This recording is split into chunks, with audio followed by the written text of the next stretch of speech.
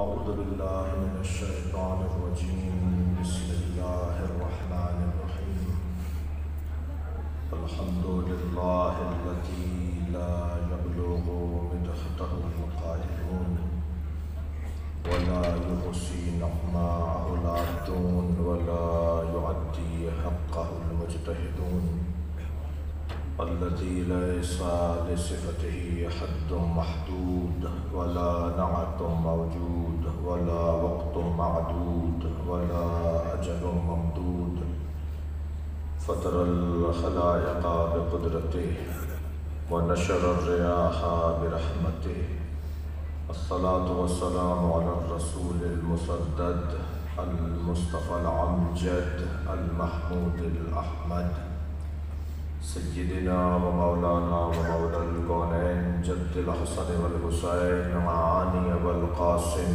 محمد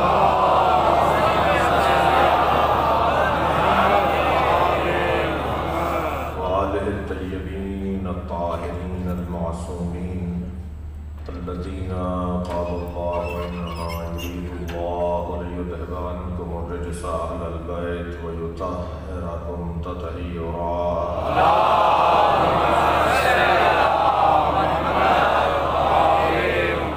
ولعنة الله عليهم أجمعين من يوم عداوتهم إلى قيام يوم الدين أما بعد قال الحكيم في قرآن الكريم بسم الله الرحمن الرحيم أتأمر الله فلا تستعجلوه سبحانه وتعالى عما يشركون ينزل الملائكة بالروح من أمره على من يشاء من عباده أن أنذروا أنه لا إله إلا أنا فاتقون صلوات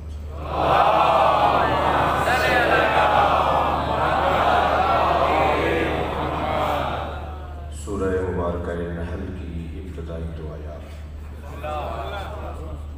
اللہ اپنے اس کلام میں معرفت کا، عرفان کا، علم کا، ہدایت کا ایک دسترخوان بچھا رہا ہے۔ کلام الہی میرے مولا علی فرماتے ہیں کہ اللہ کی طرف سے ایک شفا بخش دوا کا نام ہے۔ اللہ کا کلام بیماروں کو بیماریوں سے بچانے کا بہترین نسخہ ہے۔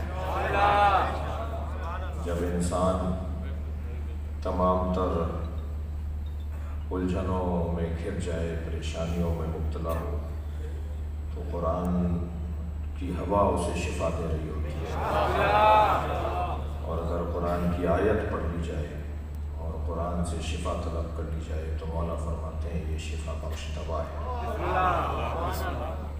البتہ یہ ذہن میں رہے کہ دوا بغیر ڈاکٹر کے دینے والا مزید بیماریوں میں اضافہ کر جاتا ہے۔ دو لوگوں نے تو معاشرے کو ویسے ہی بہت نقصان پہنچایا ہے۔ دو لوگ اپنا بہت نقصان کر رہے ہیں اور اپنا نقصان کر کے معاشرے کا بھی نقصان کر رہے ہیں۔ ایک سیلف اسٹڈی والے لوگ اور ایک سیلف میڈیسن والے لوگ، بغیر ڈاکٹر کے مشورے کے دوا لینے والے لوگ اور بغیر استاد کی کتاب پڑھنے والے لوگ۔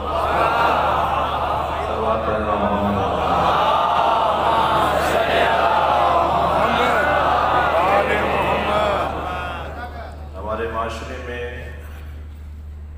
جنرل معاشرے میں، یعنی سنی شیعہ معاشرے میں، یعنی مسلمانوں کے درمیان یہ بیماری تو پرانی ہے۔ ہمیں کسی استاد کی ضرورت نہیں ہے اور بغیر استاد کے سیکھنا چاہتے ہیں۔ مجھے نہیں معلوم یہ نعرہ کس نے لگایا تھا، مگر جس نے بھی لگایا تھا مصیبت میں مبتلا کر دیا۔ حسبنا کتاب اللہ، ہمیں کتاب خدا کافی ہے۔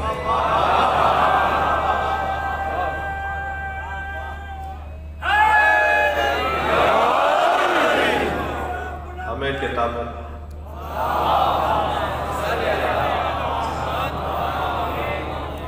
किताब खुदा काफ़ी है, कभी आवाज़ आती है अल्लाह काफ़ी है, कभी आवाज़ आती है किताब काफ़ी है। जो खुद अपने लिए काफ़ी ना हो, अल्लाह ने ऐसा मोहताज बनाया है, ऐसा मोहताज बनाया है कि अगर ये मेरा अंगूठा ना हो तो इन 2 उंगलियों से मैं बटन नहीं लगा सकता। आँख में अगर बाल चला जाए तो सारी दुनिया तारीक हो जाती है। रीढ़ की हड्डी में अगर एक बाल आ जाए तो सब काम धरे के धरे रह जाते हैं। जो इतना कमज़ोर हो कि वो खुद अपने काबू में ना हो, अपने इख्तियार में ना हो, वो कह रहा है मुझे फला काफ़ी है। यानी लहजा देखिए ना, मैं कहता हूँ ये लहजा जहाँ कोई और पैगाम दे रहा होगा वहाँ तकब्बुर का भी तो पैगाम देगा कि मुझे फला चीज़ काफ़ी है। अच्छा, लफ्ज़ काफ़ी है, अब मैं इब्तदाई बयान से गुजर रहा हूँ, अपने मोहतरम सुनने वालों को तमीज़ से सहारा लेना चाहता हूँ। ये लफ्ज़ काफ़ी है, ये भी तो कोई, इसका भी तो कोई उसूल कायदा कानून होगा। मुझे फ़लाँ चीज़ काफ़ी है, मेरे लिए बस काफ़ी है वो चीज़ मेरे लिए, क्या इसका भी तो कोई कायदा कानून होगा या नहीं होगा? या जो चाहे कह दे, जो जिससे चाहे काफ़ी कह दे। मैं मसलन शाह साहब के मेहमान, इन्होंने मुझे चाय पिलाई, कुछ देर के बाद दोबारा चाय पिलाने लगे तो मैंने कप को उल्टा करके कहा काफ़ी है। अब कुछ देर बाद मैं भूख लगी तो शाह साहब खाना नहीं लाए। मैं कहा भाई खाना कहने आपने अभी तो कहा था कि काफ़ी है। हमने कहा जी बिस्तर, कहने लगे आपने अभी तो कहा था काफ़ी है। हमने कुछ देर के बाद कहा हमें फला चीज़ चाहिए, कहने आपने तो कहा था काफ़ी है। अगर काफ़ी है कहा था तो चाय और उसी जिन्स की चीज़ काफ़ी है, दूसरी चीज़ों को हमने नहीं कहा था कि काफ़ी है।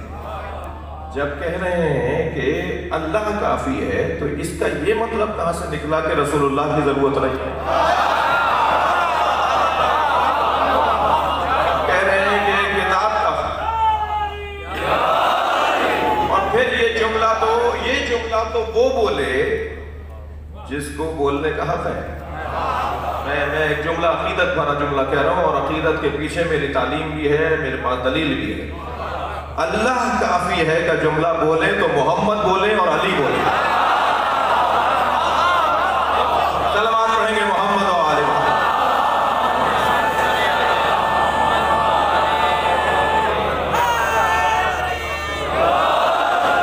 हर एक के बस की बात नहीं है ये वाली बात।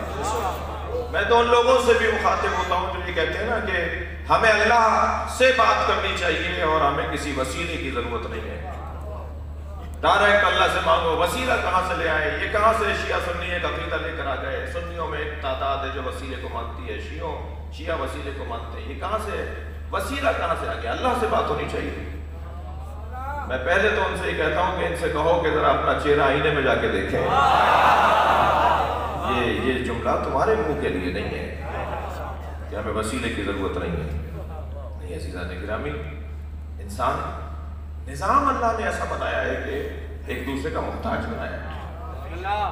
ये अल्लाह के निज़ाम का हिस्सा है कि हमें मोहताज बनाया है, हमें फ़कीर बनाया है। या तो तय करो कि फ़कीर नहीं हो।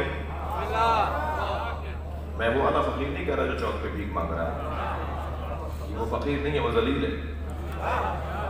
फ़कीर वो नहीं होता, फ़कीर वो होता है कि जो अपने गनी को पहचान ले, अपने रब को पहचान ले और अपनी नादारी का एहसास करे। यानी मुमकिन है कोई 2000 एकड़ का जमींदार हो और वो फ़कीर हो, यानी उसे एहसास फ़ख्र हो। तो पहले तो तय करें कि हम फ़कीर हैं या नहीं। अंतुमुल फुक़रा, तुम सब के सब फ़कीर हो। ये कुरान कह रहा है, अल्लाह कह रहा है, तुम सब के सब फ़कीर हो। हुवल गनीयुल हमीद, अगर गनी है तो वो है, इसके अलावा कोई गनी नहीं है। तो जब यही कायदा मान लिया जाए कि हम सब फ़कीर हैं, तो फ़कीर तो गनी का मोहताज होता है, और गनी ने जो निज़ाम बनाया है उसको मानना ही फ़क्र का एतराफ़ है। شاہ صاحب نے اس مجلس کے انتظامات میں فرض کیجئے ہمارے چند دوستوں کو تقسیم کیا کام کہ تم دروازے پہ رہو گے، تم فلاں دیکھو گے، تم نیاز کو دیکھو گے، تم فلاں کام کرو گے۔ مثلا جن صاحب کو کہا جی نیاز تم تقسیم کرو گے، مجلس میں ایک شریک مجلس نے شاہ صاحب سے آ کے کہا نیاز مجھے دے دیجیے، انہوں نے کہا جی فلاں سے آ کے کہا نہیں میں تو آپ سے لوں گا، انہوں نے کہا جی ان سے لیجیے، وہ کہہ رہا نہیں میں تو آپ سے لوں گا۔ یہ جو بار بار کہے گا نا کہ میں تو آپ سے لوں گا میں اس سے نہیں لوں گا، تو یہ اس کی توہین ہو یا نہ ہو، خود سید کی شاہ صاحب کی توہین ہے، یعنی ان کے بنائے ہوئے نظام کا انکار کیا جا رہا ہے۔ جب اللہ کہہ رہا ہے مصطفیٰ کے پاس آ کے توبہ کرو،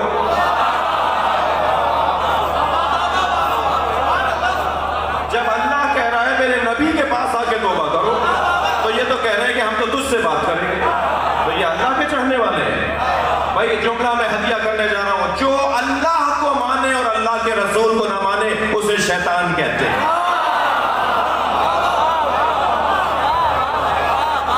صلوات پڑھیں گے محمد و آل محمد۔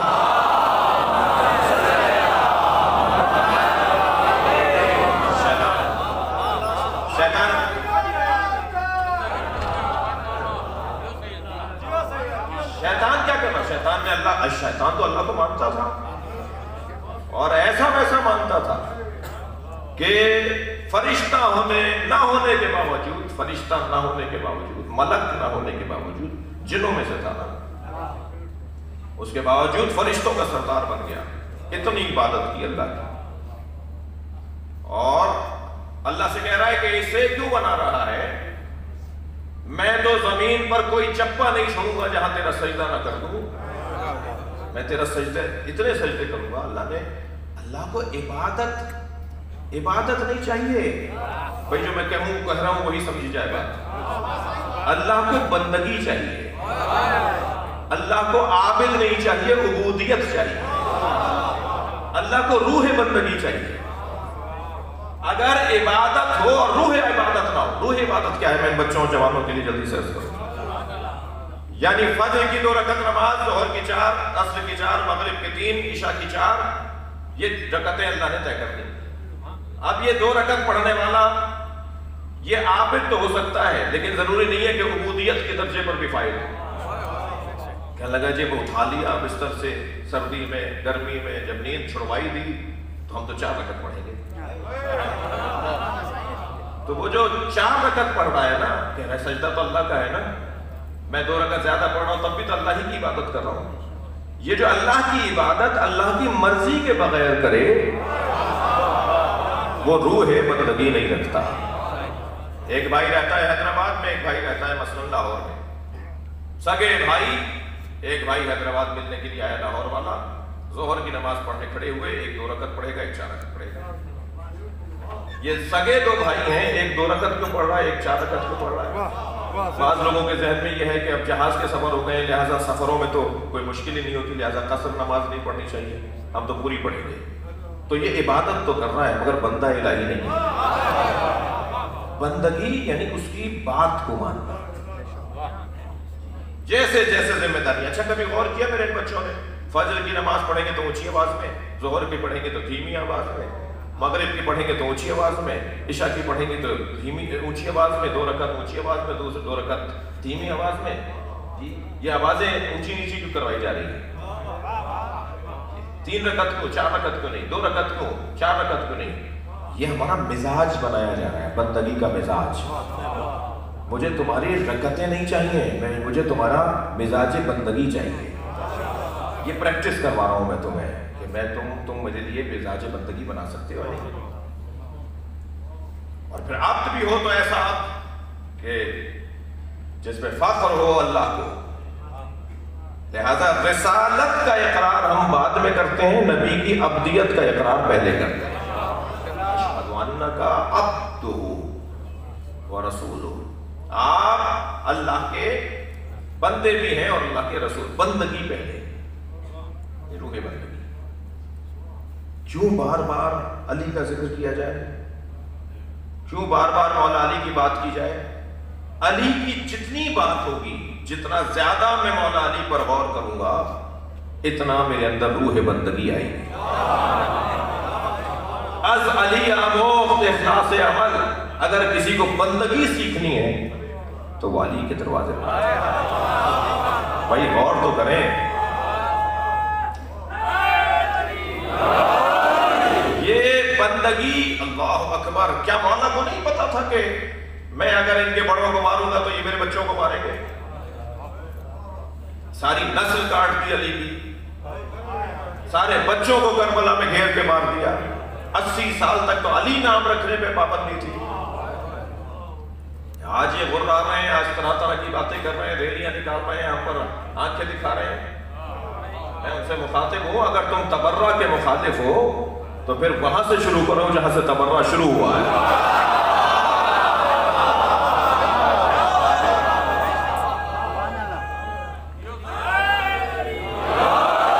اگر تکفیریت کے مخالف ہو کہ تکفیر نہیں ہونی چاہیے تو پھر وہاں سے شروع کرو جہاں سے تکفیریت شروع ہوئی ہے. مجھے تو سمجھ میں نہیں آ رہا. ریاست توجہ کرے. بہت گالیاں ہم نے اس ملک میں سن لی. ہم نے اپنے لوگوں کو صبر کی بات کی اور صبر کی بات کر رہے ہیں. اب یہ چہلم کا جلوس ہمارا قانونی شرعی شہری حق ہے.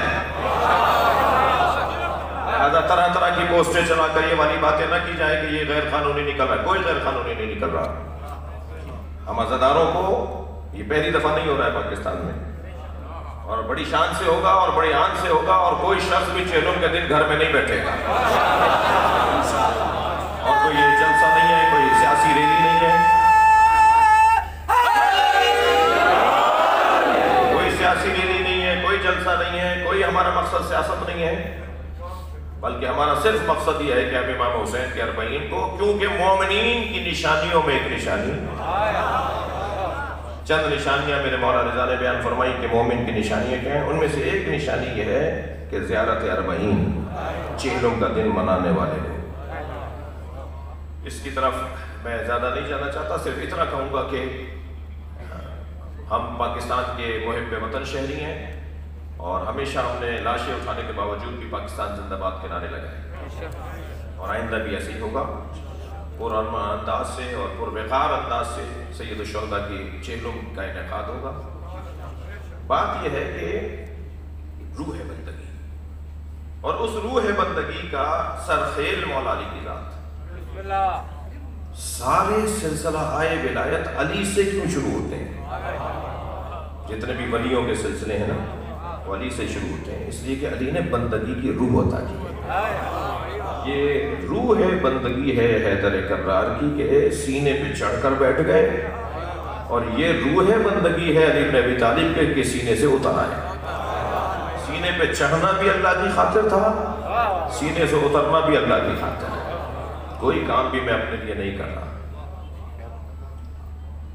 یہ بہت بڑا مقام ہے میرے عزیزوں کہ انسان اپنے آپ کو فنا کر دے اپنے معبود کے وجود میں. ذوبو فی علی، علی میں گم ہو جاؤ، کما ہوا ذاب اللہ، جیسے وہ اللہ میں گم ہو گیا. روح بندگی. آواز آتی ہے صاحب، ہر مجلس کا عنوان علی، ہر مجلس بات علی کی. علی کے علاوہ کوئی اور بات نہیں ہے، کوئی اور فضائل نہیں ہے آپ کے پاس. تو ہم ایک ہی جواب دیتے ہیں، ہم مولا کی بات اس لیے کرتے ہیں کہ علی کی بات انسان کو بندہ پروردگار بناتی ہے.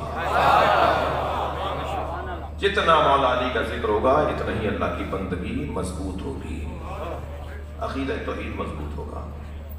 کبھی غور فرمایا کہ اللہ کی توحید بھی عذاب سے بچانے کا ذریعہ، اور علی کی ولایت بھی عذاب سے بچانے کا ذریعہ. کلمۃ لا الہ الا اللہ حصنی فمن دخل حصنی امن من عذابی. یہ لا الہ الا اللہ کا کلمہ اللہ کہہ رہا ہے میرا قلعہ ہے، جو اس میں داخل ہو گیا وہ میرے عذاب سے بچ گیا. پھر فرماتا ہے ولایت علی بن ابی طالب حصنی، اور علی کی ولایت بھی میرا قلعہ ہے، جو اس میں داخل ہو گیا وہ میرے عذاب سے بچ گیا. یا اللہ تیرا کلمہ لا الہ الا اللہ تیرا قلعہ ہے، یا علی کی ولایت تیرا قلعہ ہے. آواز آئے گی دور میں فرق نہیں ہے، کہ دوروں میں فرق نہیں ہے. جو تاثیر لا الہ الا اللہ کی ہے وہی تاثیر علی ولی اللہ کی ہے. نتیجہ دونوں کا ایک ہی ہے، حاصل دونوں کا ایک ہی ہے. مثال ممکن ہے سادہ ہو مگر میرے بچوں اور جوانوں کے لیے زیادہ بہتر رہے گی۔ مثلا ہم نے اپنا گھر بنانے کے لیے بڑا اہتمام کیا، بڑا انتظام کیا، بڑی محنتوں سے مکان بنانا شروع کیا، کرائے کے مکان میں رہتے تھے، کبھی ادھر کبھی ادھر، کبھی اپنا گھر بنا لیتے ہیں، اور جیسے جیسے ہمارا مکان بنتا چلا گیا ایسے ایسے حاسدین آگ میں جلتے رہے کہ اس کا مکان کیسے بن رہا ہے، یہ نئے مکان میں کیسے جا رہا ہے۔ اور جب مکان تیار ہو گیا اور دوسرے دن صبح میں اپنے نئے مکان میں منتقل ہونا تھا تو رات کا آدھا پہر گزرا، دروازے میں دستک ہوئی، ہم نے دیکھا بڑی بڑی گاڑیوں میں کچھ سرکار کے لوگ ہیں۔ ہم نے کہا جی کیا معاملہ ہے؟ کہنے لگے جی آپ نے 2 گلی بعد ایک مکان بنایا ہے، ہم حکومت کے لوگ ہیں، ہم ریاست کے لوگ ہیں، آپ سے یہ مکان خریدنا چاہتے ہیں۔ ہم نے کہا جی ہم نے اپنے لیے بنایا ہے۔ کہنے لگے جی کتنے کا بنایا ہے؟ ہم نے کہا مثلا جی 1 کروڑ کا بنایا ہے۔ کہا ہم آپ کو 20 کروڑ دیتے ہیں اور آپ کو ایک منصب ریاست بھی دیتے ہیں اور آپ کی نسل میں بھی یہ ریاستی منصب منتقل ہوتا رہے گا۔ اب ہم نے سوچا بھائی سودا برا نہیں ہے، 1 کروڑ 20 کروڑ مل رہے ہیں اور ادھر خود کو بھی منصب ملے گا اور مثال ہے، اور ریاست کا منصب جو ہے نسلوں بھی منتقل رہے گا۔ ہم نے فوراً مکان کے کاغذات ان کے حوالے کیے، ان سے وہ مراعات لے لی ہم نے اور بڑے سکون سے جا کے سو گئے۔ دوسرا دن جب نمودار ہوا تو جو ہم سے حسد کرتا ہوا شخص ہمارے بنتے ہوئے مکان کو دیکھ کر چل رہا تھا، اس نے اس گھر کو آگ لگا دی۔ سارا محلہ باہر نکل کر آ گیا اس جلتے ہوئے مکان کا تماشا دیکھنے کے لیے۔ ہم بھی اسی مجمع میں کھڑے ہوئے جلتا ہوا مکان دیکھ رہے تھے، آگ لگانے والا بھی وہی تھا، وہ ہمارے چہرے کا اطمینان دیکھ دیکھ کر اور جل رہا تھا کہ بھائی ان کا تو مکان جل رہا ہے اور یہ پریشان نہیں ہے، اور ہم اس لیے مطمئن تھے کہ یہ ہمارا مکان ہی نہیں ہے۔ علی نے شب ہجرت اپنی جان بیچ دی، اللہ سے مراد لے لی۔ اب تم اگر علی اور اولاد علی کو مارو گے تو تمہارا اور اللہ کا مسئلہ ہے، تمہارا اور علی کا مسئلہ نہیں۔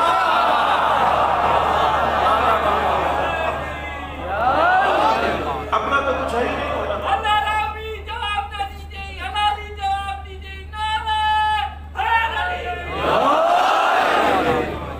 زبردستی نعرہ لگوا رہے ہو تم، ایک صلوات پڑھے ذرا محمد و آل محمد۔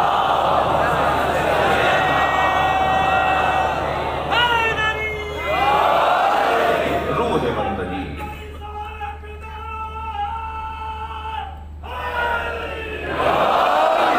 خواہش کر رہے ہیں کہ تھوڑا تھوڑا سا آگے آ جائیے، رحمت فرمائیے، جو خاص طور پہ پیچھے جو لوگ ہیں درمیان میں لوگ ہیں، جگہ بنائیے مومنین کے لیے، ایک صلوات پڑھتے ہوئے کچھ آگے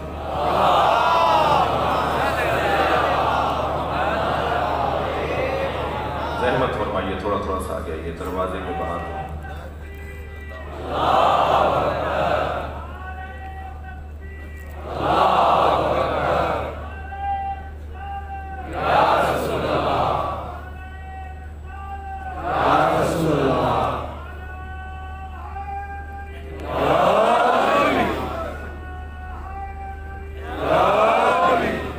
بلند تر صلوات پڑھنے لگے۔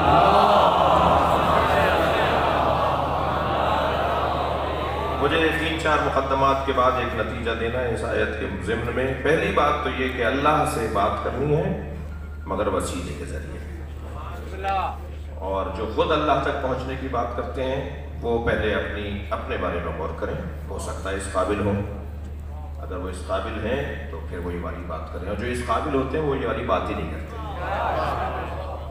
لہذا پہلا مرحلہ تو یہ ہے کہ ذات کردگار نے جو نظام بنا کر ہمیں دیا ہے وہ نظام یہ بنا کر دیا کہ مجھ تک آنا چاہتے ہو تو وسیلوں کے ذریعے سے آؤ، اور جو وسیلے کو نہیں مانتا وہ بہرحال اللہ کو خوب آتا ہے منوانا، وہ آج نہیں مانے گا کل اللہ سے منوا لے گا۔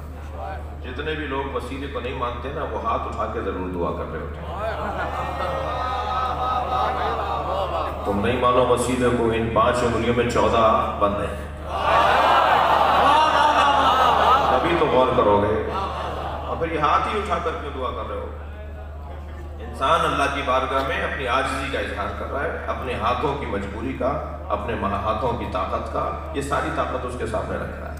کہتے ہیں دونوں ہاتھوں سے اٹھاؤ، ایک ہاتھ سے نہیں اٹھاؤ، کہتے ہیں دونوں ہاتھوں سے اٹھاؤ، یعنی مکمل طاقت سے اٹھاؤ۔ انسان کی مکمل طاقت ان دونوں ہاتھوں میں، جب ہم اللہ کی بارگاہ میں حاضری دینے ہوتے ہیں تو اپنے دونوں ہاتھوں کو پھیلا کر اپنی مکمل طاقت کو اس کے سامنے رکھ کے کہتے ہیں کہ یہی ہے ہمارے پاس. تو اللہ خوب منوانا جانتا ہے. میری 85 مثالیں ہیں. جو لوگ نہیں مانتے سبیلوں کو وہ زمزم لا کے ضرور بانٹ رہے ہوتے ہیں. جو مزاروں کو نہیں مان رہے ہوتے وہ حتیم کا طواف ضرور کر رہے ہوتے ہیں. جو نشانیوں کو نہیں مان رہے ہوتے، مزارات کو نہیں مان رہے ہوتے، وہ مقام ابراہیم کو چوم ضرور رہے ہوتے ہیں. تو ایک لمبی لسٹ ہے کہ جو اللہ کی بات کو نہیں مانتے وہ پھر اللہ ان کو منوانا اللہ کو آتا ہے. تو پھر صلوات پڑھنے ذرا محمد و آل محمد.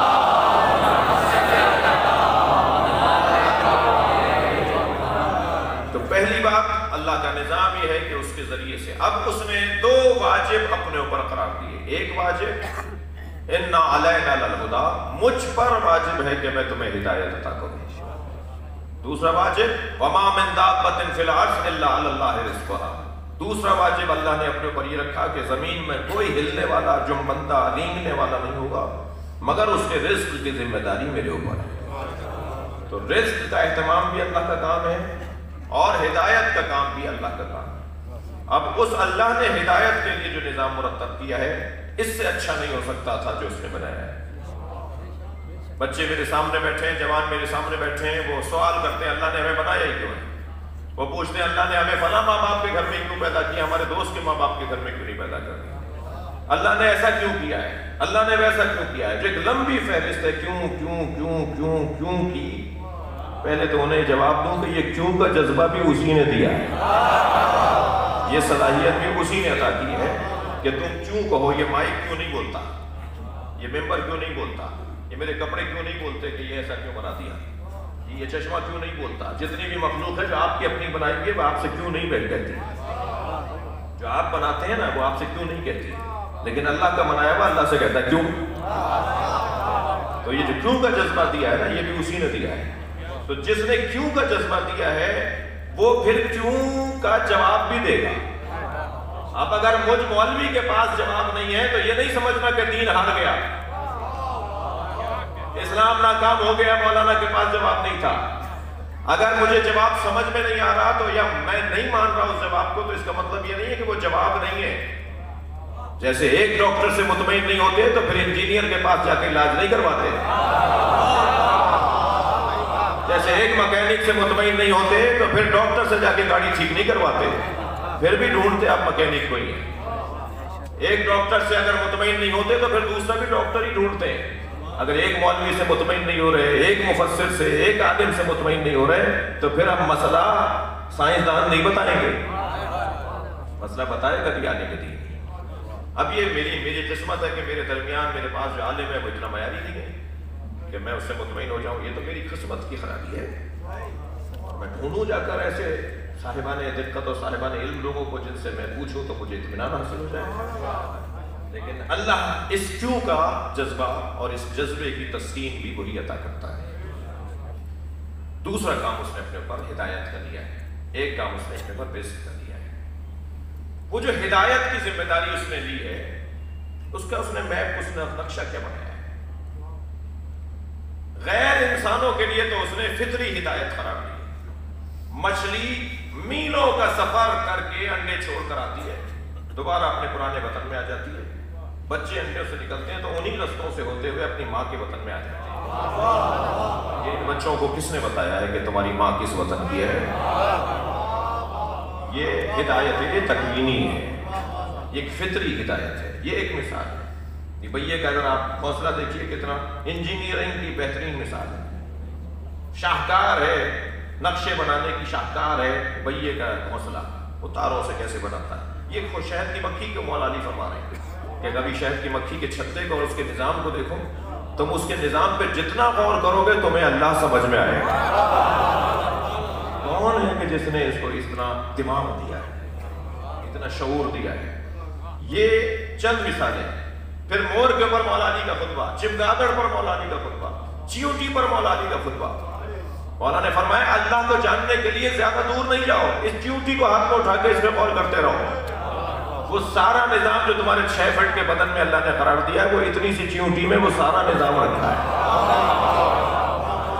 وہ چاہے تو بڑے نقشے کو بنا دے اور وہ چاہے تو بڑے نقشے کو چھوٹی جگہ بنا دے.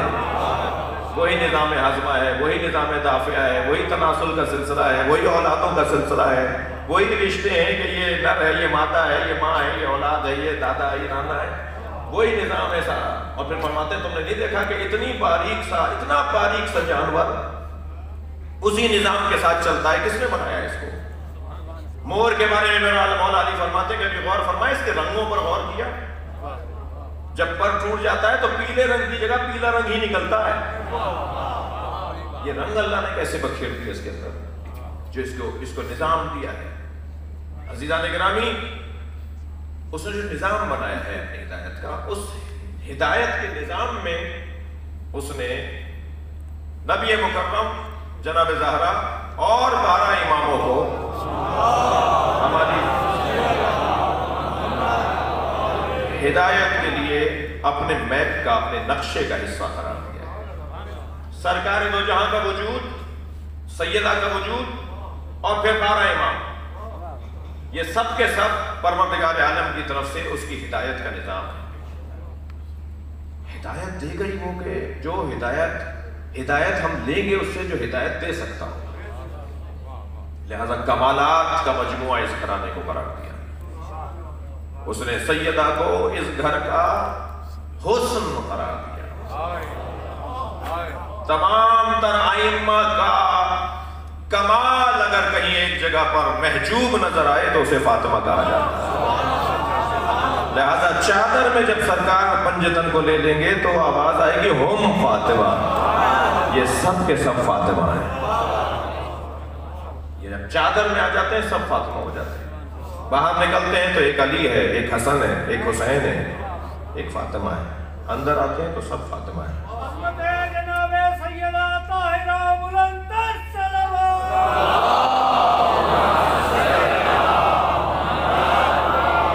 مجھے جلدی بہت ساری باتیں کرنی ہیں. سیدہ کو اللہ نے عظمتوں کا ایک حسین عنوان قرار دیا اور مولا کائنات کو ان کا برابر قرار دیا.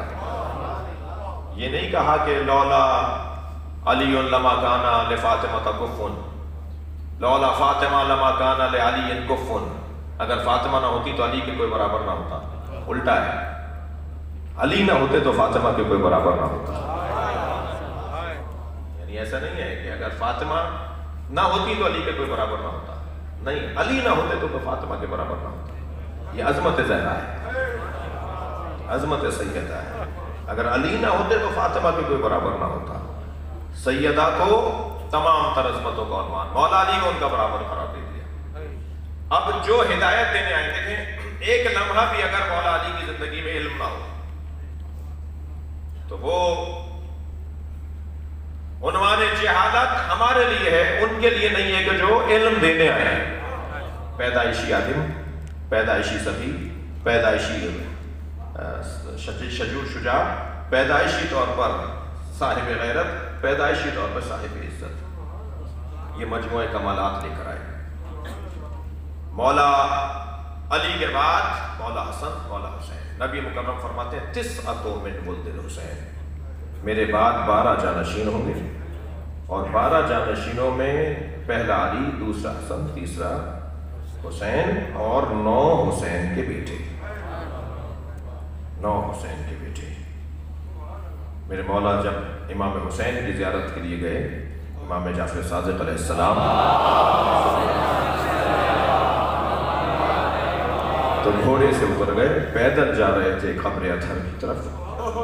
تو ایک جانے والے نے پوچھا, مولا آپ بھی امام ہیں اور حسین بھی امام ہیں, آپ کا ادب, آپ کا احترام حسین کے لیے. فرمایا خبردار, ہمیں امامت بتصدق حسین ملی,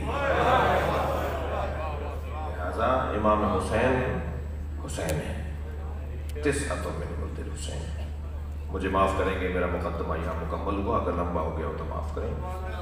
ارشاد حضرت عطیت, عطا اللہ, اللہ کا امر آ چکا ہے. فلا تستعجلوہ سبحانہ وتعالی عما یشرکون, اسے پانے میں جلدی نہ کرو.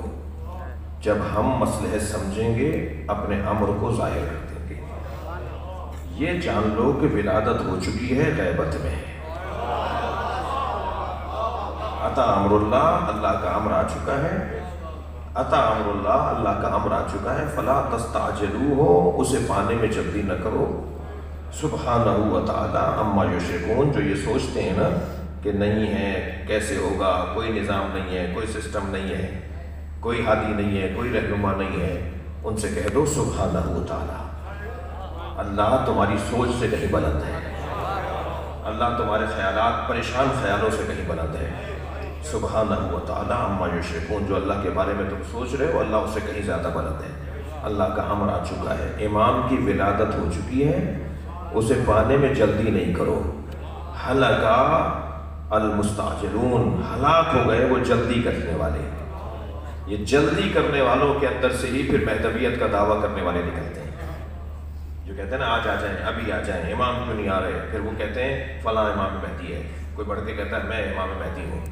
جو دعویٰ مہدویت کرنے والے لوگ ہیں وہ ہیں جن کے مزاج میں جلد بازی ہے، ہمیں اللہ تسلی دے رہا ہے خبردار اللہ کا امر آ گیا ہے تم جلدی نہ کرو، يُنَزِّلُ الْمَلَائِكَةَ بِالرُّوحِ مِنْ أَمْرِهِ، اللہ ملائکہ کو روح کے ساتھ اپنا امر دے کر بھیجتا ہے، عَلَىٰ مَن يَشَاءُ مِنْ عِبَادِهِ، اللہ اپنے ان بندوں پر امر دے کر بھیجتا ہے جنہیں وہ چاہتا ہے، ان انذروا، اور امر یہ ہے کہ لوگوں کو متوجہ کرو انہ لا الہ الا اللہ، انہ لا الہ الا انا، کہ میں ہوں تمہارا اللہ اور اس کے علاوہ کوئی اور نہیں ہے، اور تقوی پروردگار اختیار کرو۔ عزیزو، نظام ہدایت میں 12ویں کو مہدی کہتے ہیں۔ میرے بچوں اور جوانوں، 12 امامی کا نظریہ صرف شیعوں کا نہیں ہے، صرف شیعہ اثنا عشری نہیں ہے، ہر مسلمان اثنا عشری ہے، کوئی سنی بھائی بھی یہ نہیں کہہ سکتا کہ میں اثنا عشری نہیں ہوں، اس لیے کہ نبی نے کہا میرے بعد 12 جانشین ہوں گے اور 12ویں پہ قیامت آ جائے گی، لہذا 12 کا عقیدہ سب کا ہے، جا کر پوچھ لیجئے گا کسی اپنے، جو میرا سنی بھائی اگر چاہے کہ تسلی کرنا چاہے تو جا کر کسی اپنے بزرگ عالم دین سے پوچھ لیں کہ 12 اماموں کا کیا نظریہ ہے، ایک دو کتابیں نہیں ہیں، 12 اماموں کا نظریہ سنی شیعہ کا ہے کہ نبی کے بعد 12 جانشین ہوں گے، نظریہ ان کا بھی ہے، نظریہ آپ کا بھی ہے، نظریہ میرے بھائی کا بھی ہے، نظریہ آپ کا بھی ہے، فرق یہ ہے کہ ہم خوب اچھے انداز سے سفر کو جاری رکھے ہوئے ہیں اور ہمارے بھائی بند گلی میں کھڑے ہوئے ہیں، انہیں یو ٹرن لینا پڑے گا، انہیں واپس آنا پڑے گا، اس لیے کہ وہاں 52 ہو گئے، 58 ہو گئے، 42 ہو گئے، 48 ہو گئے، 12واں چلا گیا، قیامت نہیں آئی۔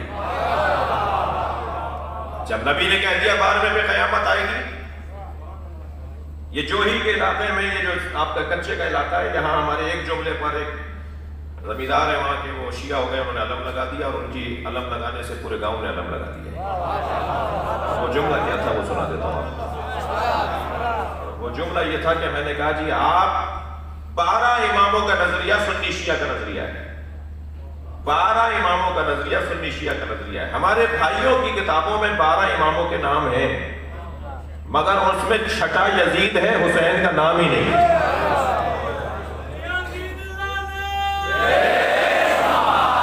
اور جو ائمہ اہل بیت ہیں ان میں مولا علی، اور جو ترتیب آپ کو پتا ہے، امام حسن، امام حسین، اور یہاں تک کہ آخری اور 12ویں امام مہدی ہیں۔ 12 نہیں ہوتے 1200 ہوتے، 12 نہیں ہوتے 12,000 ہوتے، کہیں تو گنتی رکنی تھی، تو اب 12,000 کے اوپر جا کر یہ ماحول بنتا جو 12ویں پہ بنا ہوا ہے کہ اسے پردہ غیبت میں اللہ نے رکھ دیا اور ہمیں آمادہ کر دیا کہ تم اس کے انتظار میں اپنے دن گزارو۔ نظام یہی ہے، اس سے بہتر نظام نہیں ہے، کوئی اور نہیں لا سکتے نظام اس کے علاوہ۔ سب 12 اماموں کو مانتے ہیں، مگر کچھ 12 کی تعداد کو پورا کرنے کے لیے ایک اصطلاح کا استعمال کرتے ہیں، خلفائے راشدین اور خلفائے غیر راشدین۔ میرا موٹا سا سوال، ہادی ہادی ہوتا ہے، نبی نبی ہوتا ہے، رسول رسول ہوتا ہے، کہیں آپ نے سنا نبی راشد اور نبی غیر راشد؟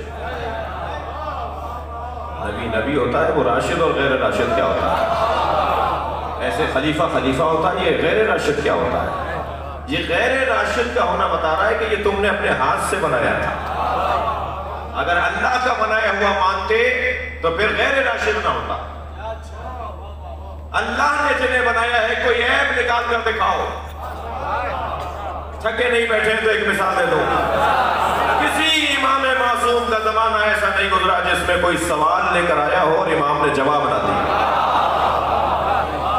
اور یہاں مثالوں کی مثالیں ہیں کہ ان سے مسئلہ پوچھا گیا تو ان سے مسئلے کا جواب نہیں آتا۔ متوکل کو دیکھ لیجئے، ہارون کو دیکھ لیجئے، مامون کو دیکھ لیجئے، معتصم باللہ کو دیکھ لیجئے، حجاج ابن یوسف کو دیکھ لیجئے، خود اور بڑے بڑے نام۔ میں بات کر رہا ہوں بات والوں کی، خاص طور پر جن کے ہاں بہت روشن ہیں کمزوریاں، جن کی کمزوریاں بہت روشن ہیں، دو بات ہی نہیں ہے، دو باتیں ہی نہیں ہیں اس بات میں۔ لیکن یہاں جب آپ جائیں گے تو آپ کو کوئی امام اہل بیت نہیں ملے گا کہ جو علم اور شجاعت، سخاوت، غیرت اور عزت میں کمزور نظر آئے۔ وہ پانچوں کمالات جو انسان کے ذاتی کمالات ہیں وہ یہ کمال پر لے کر آئے۔ متوکل کی ماں نے منت مانی کہ میرا بچہ اچھا ہو گیا تو میں کثیر صدقہ اللہ کی راہ میں صدقہ، کثیر چیزیں اللہ کی راہ میں صدقہ دوں گی۔ متوکل اچھا ہو گیا، بیماری اس کی برطرف ہو گئی۔ دربار میں بیٹھے ہوئے مفتیوں سے، مختلف مسالک کے علماء سے پوچھا بھائی کتنی چیزیں دے دوں جو کثیر کہلائیں؟ کسی نے کہا جی 20 دے دیجئے۔ اس نے کہا 20 کیوں؟ کثیر کسے کہتے ہیں؟ کسی نے کہا حضور اچھا کوئی سمجھتے تھے کہ کم ہے، کسی نے کہا جی 40 دے دیجئے۔ انہوں نے کہا 40 کیوں؟ اس نے کہا جی 60 دے دیجئے۔ انہوں نے کہا جی 60 کیوں؟ مجھے عدد جو تم بتا رہے ہو اس عدد کے پیچھے دلیل دو کہ کثیر کا کیا مطلب ہے۔ کوئی دلیل نہیں تھی کہ ایک مرتبہ پریشان ہو کر کہا کہ وہ شیعوں کا جو 10واں امام ہے وہ ہر بات کا جواب رکھتے ہیں۔ تو میرے مولا امام علی نقی علیہ السلام سے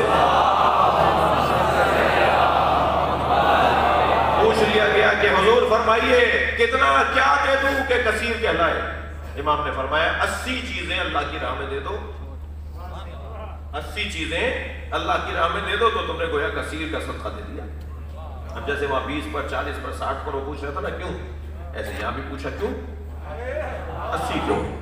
میرے مولا امام علی نقی مسکرائے، حضرت نے فرمایا تم نے قرآن کی آیت نہیں پڑھی جس میں اللہ نے اپنے حبیب سے کہا لقد نصرکم اللہ فی مواطن کثیرہ، اللہ نے تمہیں حبیب کثیر مقاموں پر نصرت عطا کی ہے۔ اللہ نے 80 جنگوں میں ہی تو نصرت عطا کی تھی۔ صلوات پڑھیں گے محمد و آلہ محمد۔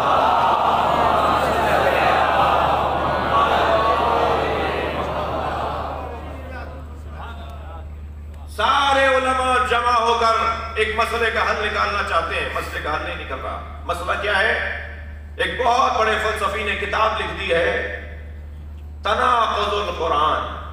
قرآن میں ایک آیت دوسرے آیت سے ٹکراتی ہے اور وہ لسٹ بنا لی کہ جو آیتیں اور وہ لسٹ بنا لی جو آیتیں ان آیتوں سے ٹکراتی ہیں، سامنے لا کے کر دیا یہ آیت اس سے ٹکراتی ہے، یہ آیت اس سے ٹکراتی ہے، یہ کچھ کہہ رہی ہے، یہ کچھ کہہ رہی ہے، اور پوری کتاب کا نام رکھ دیا گیا، پوری ان آیات کو جمع کر کے نام رکھ دیا گیا تناقض القرآن۔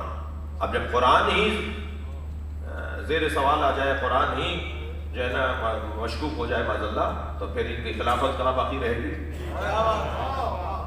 جو خلیفہ صاحب بیٹھے ہوئے تھے، معتصم باللہ کا زمانہ ہے، پریشان ہو گئے، سب سے پوچھا بھائی جواب؟ اب ہم سے جواب نہیں بن رہا، یہ آیت اس آیت سے ٹکرا رہی ہے۔ جتنے بھی نمک خوار مولوی تھے، یہ ان کی احتنا ہے، یہ آج بھی کبھی کبھی ہوتا ہے، تو یہ منظر تو آج بھی نظر آ رہا ہوتا ہے، تو وہ ان کے پاس جواب نہیں تھا۔ پھر بالآخر آواز دی کہ جس کا جواب وہی دے گا جو نظام ہدایت میں 11واں ہے، دور امام عسکری کا ہے۔ لے گا امام کی خدمت میں، امام نے ایک صفحہ پلٹا، ایک آیت دوسرے آیت سے ٹکراتی ہوئی نظر آئی، دیکھی لکھی ہوئی، حضرت فرمایا کہ اس کا جواب ایک جملے میں، کتاب اتنی موٹی لکھی ہے، اس کا جواب ایک جملے میں۔ حضرت فرمایا تم میں سے کوئی ایک میرے پاس ٹھہر جائے، میں اسے جواب سکھا دیتا ہوں، جا کے اس کو ابو اسحاق کندی کو، جس نے یہ کتاب لکھی تھی اس کا نام ہے تاریخ میں ابو اسحاق کندی، کہ ابو اسحاق کندی کو جا کے ایک جواب دے دینا، ایک جملہ کہہ دینا اس پوری کتاب کا جواب۔ انہیں اپنے پاس ٹھہرا لیا، انہیں کہا تم اس کے پاس جاؤ گے، شاگرد ہونے کا اظہار کرو گے، شاگرد بن جاؤ گے، جب کچھ دن کا اعتماد بحال ہو جائے تو پھر یہ جملہ کہہ دینا۔ یہ پہنچ گئے استاد، بہت بڑے فلسفی ہیں، بہت بڑے عالم ہیں، قرآن کے حافظ بھی ہیں، قرآن کے مفسر بھی ہیں۔ اچھا، ایسے کام بھی ایسے لوگ کرتے ہیں۔ لہذا قرآن پکار کے، حدیث پکار کے کہتی ہے رب تال القرآن والقرآن یلعنہ، کتنے ہی قاریان قرآن ہیں جن پہ قرآن خود لعنت کرتا ہے۔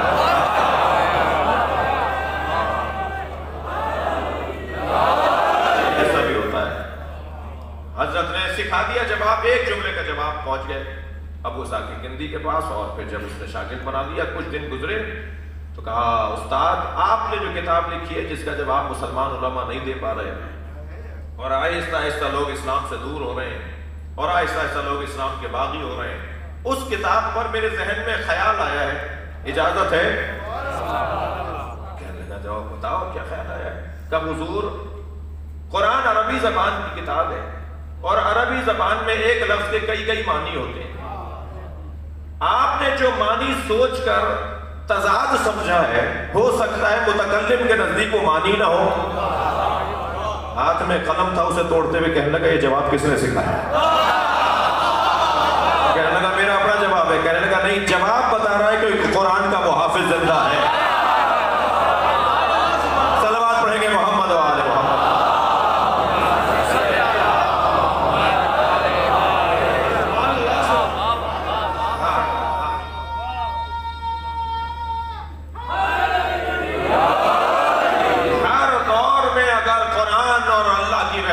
اور قرآن اور نبی کی نبوت کو محفوظ کسی نے رکھا ہے تو وہ اسی نظام امامت نے رکھا ہے۔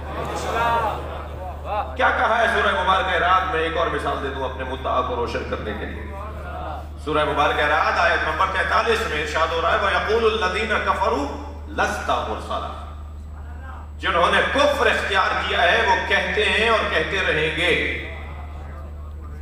یقولو فعل مضارع حال اور مستقبل کو شامل ہوتا ہے۔ یضربو، یقتلو، یضربو، یقولو، کہتے ہیں اور کہتے رہیں گے کہ آپ بھیجے ہوئے رسول نہیں ہیں۔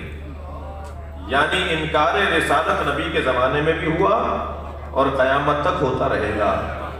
تو جب انکار اس زمانے میں ہوا تو جو اس کا تدارک کیا گیا، تو قیامت تک جو انکار ہوتا رہے گا اس کا تدارک بھی وہی ہے، اس کا انتظام بھی وہی ہے۔ تو قل کہہ دیجئے کفا باللہ شہیدا بینی و بینکم، میرے اور تمہارے درمیان رسالت کی گواہی کے لیے اللہ کافی ہے۔ وَمَنْ عِنْدَهُ عِلْمُ الْكِتَابِ، اور جس کے پاس علم الکتاب ہے وہ کافی ہے۔ تو جیسے انکار ہوتا تھا، ہوتا ہے، ہوتا رہے گا، ایسے ہی اللہ کا وجود بھی ہے اور عالم الکتاب بھی ہر زمانے میں ہے۔ اب وہ عالم الکتاب کو ڈھونڈنا ہی تو انتظار ہے، یہ فلسفہ انتظار اس عالم الکتاب کو ڈھونڈنا ہے۔ ہر زمانے میں نبی کی نبوت کا اقرار اور اس بات کے لیے ایک عالم الکتاب ہے۔ اچھا، اگر میرے عقیدے کے اوپر کسی کو اعتبار نہیں ہے تو نبی کے قول پر تو اعتبار ہو۔ نبی نے فرمایا انی تارک فیکم الثقلین، میں تمہارے درمیان دو بھاری چیزیں چھوڑے جا رہا ہوں، کتاب اللہ و عطرتی اہل بیتی، اللہ کی کتاب اور اپنی عطرت اہل بیت، لن یفترقا حتی یردا علی الحوض، یہ ایک دوسرے سے علیحدہ نہیں ہوں گے مگر جب تک کہ حوض کوثر پہ مجھ سے نہ ملیں، یعنی ہر زمانے میں ساتھ ساتھ رہیں گے۔ تو اگر مجھے امام نظر نہیں آ رہے تو نبی کے قول پر یقین کر کے مان لوں کہ ہیں۔ ہر زمانے میں قرآن کے ساتھ ایک عالم قرآن ہونا ضروری ہے، جو کبھی یہ نہ کہہ پائے کہ مجھے اس کا جواب نہیں آتا، جب تک چاہوں گا نہیں۔ عزیزان گرامی، یہی وہ موڑ ہے کہ جہاں آ کر بعض ریش دراز لوگ، بڑے بڑے مفتیان دین بڑے تکبر سے کہتے ہیں کہ وہ عالم قرآن ہم ہیں، وہ عالم قرآن ہم ہیں۔ مجھے سمجھ میں نہیں آتا جب میں کہتا ہوں مولا علی انبیاء سے افضل ہیں تو کہتے ہیں غلو ہو رہا ہے، اور جب خود پڑھ کے کہتے ہیں کہ ہم مراد ہیں، یہ کیسی منطق ہے بھائی؟ یہ کیسا فلسفہ ہے بھائی؟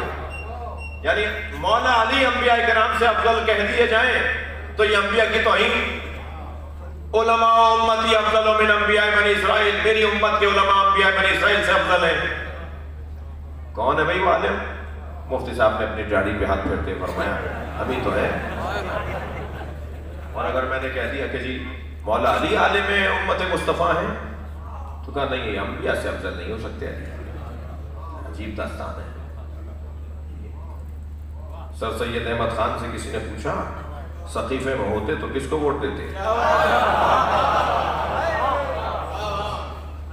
खफा तो नहीं हो रहे आप? जी सकीफे में होते तो आप किसको वोट देते? तो अपनी दाढ़ी पे हाथ फेर के फरमान लगे हम खुद उम्मीदवार होते।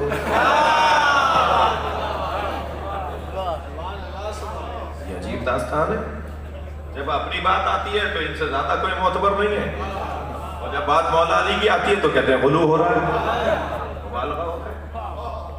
कौन है जो हर जमाने में आलिम है? मैंने दो मिसालें तो आपको अभी दे दी।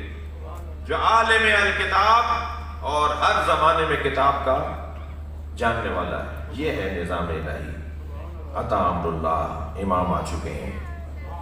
मुझे तो इमाम के आने की खुशबू आ रही है, उनके ज़ुहूर की खुशबू आ रही है। आ तो चुके हैं मगर ज़ाहिर भी होने वाले हैं। ये जो ज़ुहूर की खुशबू आ रही है,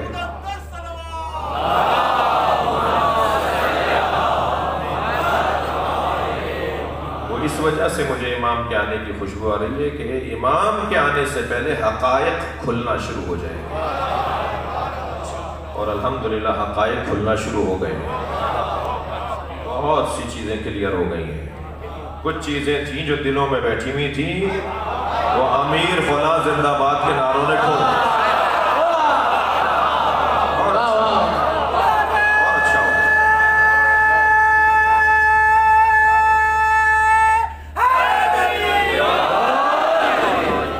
तहकीक कीजिए। मैं अपने बच्चों से गुजारिश करूंगा कि सोशल मीडिया का दौर है, इसकी मुखालफत करना अक़लियात की मुखालफत। सोशल मीडिया की मुखालफत करना तो जमाने के साथ न चलने का ऐलान है। और वो मुसलमान अच्छा मुसलमान नहीं है जो जमाने के साथ न चल सके। वो निज़ाम अच्छा निज़ाम नहीं है जो जमाने के साथ आपको न चला सके। सोशल मीडिया का इनकार और उसकी मजम्मत नहीं होगी। अपनी तमाम तर सलाहियतें इस मौजूदा सलाहियत के साथ जोड़ दीजिए। क्या बात। और इंतहाई मुहज़्ज़ब अंदाज से देखिए, आप अपने नजरिए को बयान कीजिए। ये जो अभी पिछले दिनों पाकिस्तान के अंदर हुआ, रैलियां निकली, जलसे हुए, इससे ये मत समझिएगा कि हम फिर फिक़्ह को बयान नहीं करेंगे। इससे ये नहीं समझिएगा कि हम खिलाफत बिला फज़्ल अली पर बात नहीं करेंगे। इससे फिर ये नहीं समझिएगा कि मौला जनाबे ज़हरा पे जो दरवाजा गिरा हम उसकी बात नहीं करेंगे। नहीं, इंतहाई विकार के साथ बात होगी, इंतहाई दलीलों के साथ बात होगी, मुहज़्ज़ब अंदाज से गुफ्तगू होगी। किसी को बुरा कहे बगैर बताया जाएगा कि अच्छा कौन था।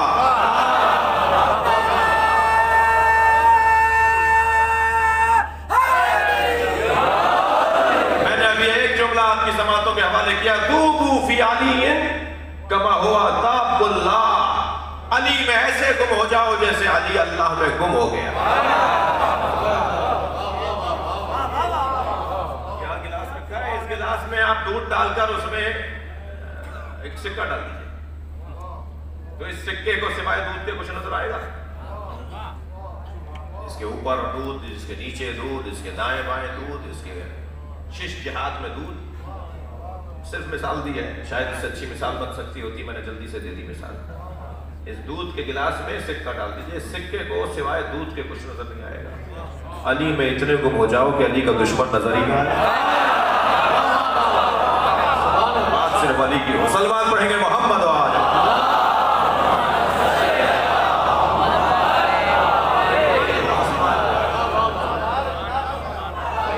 इंतहाई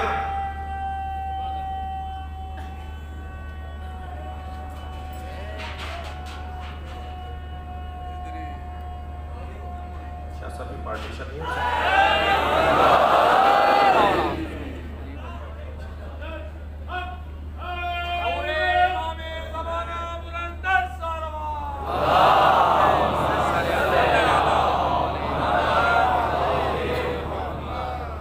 The رفقت چاہتا ہوں آپ سے۔ عزیزان گرامی، بہت ہی قریب وقت آ گیا ہے، امام تو آ چکے ہیں، اللہ کہہ رہا ہے آ چکے ہیں، اور جلدی نہیں کرو، جب اللہ مصلحت سمجھے گا اس وقت بھیج دے گا۔ تمہارا کام ہے کہ وہ دور گھٹا ٹوپ اندھیرے میں، وہ سیاہ وادی میں، وہ تاریک صحرا میں جو دور ایک چراغ جلتا نظر آ رہا ہے، اس کی طرف بڑھتے رہو بس۔ جو امام کو نہیں مانتے وہ بھی اندھیرے میں ہیں، جو امام کو مانتے ہیں وہ بھی اندھیرے میں ہیں۔ فرق دونوں میں یہ ہے کہ ایک کو چراغ نظر آ رہا ہے، بس اس چراغ کو اپنے ذہن میں بٹھائے رکھو اور اس چراغ کی طرف اپنے سفر کو جاری رکھو۔ اس سے بہتر کوئی اور، اس کے علاوہ نظام بھی نہیں ہے۔ کوئی ممکن ہے کہ مولانا نہیں مانتے تو جو نہیں مانتے جو صحیح ہے وہ بتاؤ کیا ہے؟ بہت سارے لوگ کہتے ہیں ہم نہیں مانتے تو پھر کیا؟ اس سے اچھا کوئی نظام نہیں ہے، اس سے بہتر کوئی نظام نہیں ہے، یہی حل ہے، اس کے علاوہ اور کوئی حل نہیں ہے، ورنہ مر جاؤ گے مایوس ہو کر۔ میں دیکھنا چاہوں گا علی ابن یقین سے ان کے بابا علی نے کہا، ان کے بابا یقین نے کہا، علی سے ان کے بابا یقین نے کہا کہ تمہارے ائمہ نے کہا کہ مہدی کا ظہور ہوگا تو کب ہوگا؟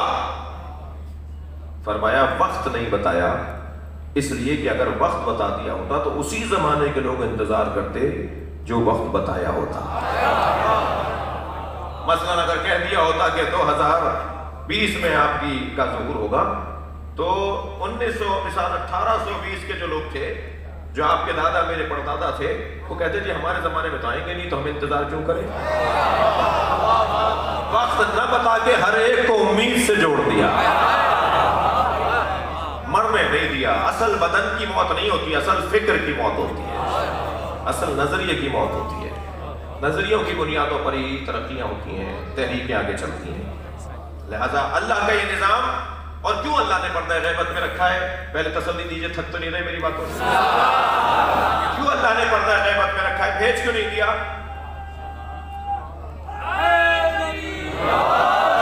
اس نے بھیج کیوں نہیں دیا؟ بھیج کیوں نہیں رہا؟ کیوں غیبت میں رکھا ہوا ہے؟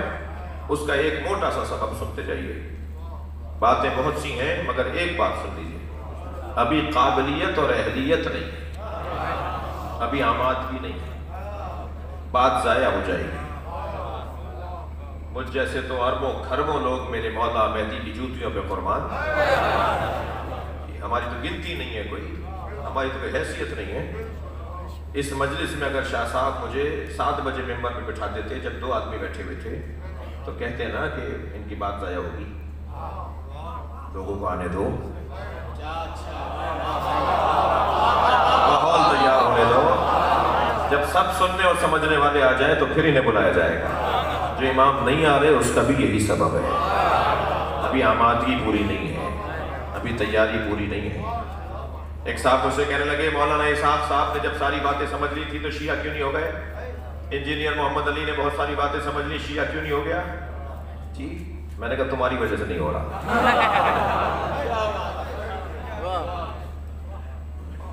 میں نے کسی اور سے کہا تھا آپ اپنے اوپر نہیں لیجیے گا، ہماری وجہ سے نہیں ہو رہا۔